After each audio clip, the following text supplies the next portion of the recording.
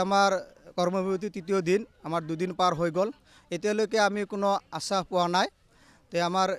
যিবিলাক দাবী আছিল আপোনালোকে গম পায় আমাৰ ন্যায্য দাবী যেহেতু আমি চৰকাৰৰ ফালৰ পৰা এতিয়ালৈকে কোনো আশ্বাস পোৱা নাই আমি আজিলৈকে চাম আজি ৰাতিলৈকে চৰকাৰে কি আশ্বাস দিয়ে যদি আমি তেনেকুৱা ধৰণৰ কোনো আশ্বাস নাপাওঁ আমি ইয়াৰ পিছত আৰু জংগী আন্দোলন গঢ়ি তুলিম আমাৰ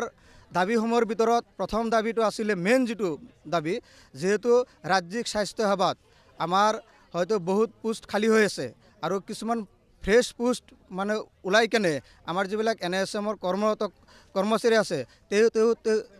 তেখেতসকলক স্পেচিয়েল ৰিক্ৰুটমেণ্টৰ দ্বাৰাই এই পোষ্টবিলাক ভেকেঞ্চিবিলাক ফিল আপ কৰিব লাগে যেতিয়ালৈকে আমাৰ চাকৰিটো নিয়মীকৰণ নহয় তেতিয়ালৈকে আমাক কি কৰিব লাগে সপ্তম আয়োগ মতে আমাৰ দৰমহা দিব লাগে এইকাৰ কথা মই এটা কথা এইকাৰ কথা বৰ্তমান আমাৰ মাননীয় মুখ্যমন্ত্ৰী যেতিয়া 2016 চনত স্বাস্থ্যমন্ত্ৰী হৈ আছিলে তেতিয়া তেওঁ নিজে স্বীকাৰ কৰিছিলে যেতিয়ালৈকে আমি আপোনালোকক চাকৰি নিয়মীকৰণ কৰিব নোৱাৰোঁ তেতিয়ালৈকে আপোনালোকক সপ্তম আয়োগৰ মতে আপোনালোকক দৰমহা দিম কিন্তু আজিলৈকে দিয়া নাই তেখেতসকলে আমালোকক হেতালি খেলিছে অধিৱেশন চলি আছে বিধানসভাৰ কোনো এটা প্ৰশ্ন উত্থাপিত হোৱা নাই আপোনালোকৰ এই ইয়াতে আমি দুখিত কিন্তু আজি বিশেষ সূত্ৰৰ মতে অলপ গম পাইছোঁ হয়তো আজি আমাৰ প্ৰশ্ন এটা উত্থাপন হ'ব পাৰে আমি আমাৰ যিবিলাক বিৰোধী দলৰ MLA আছে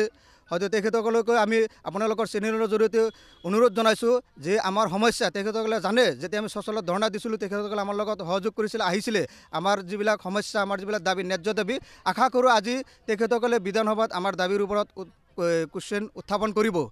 হয় এনে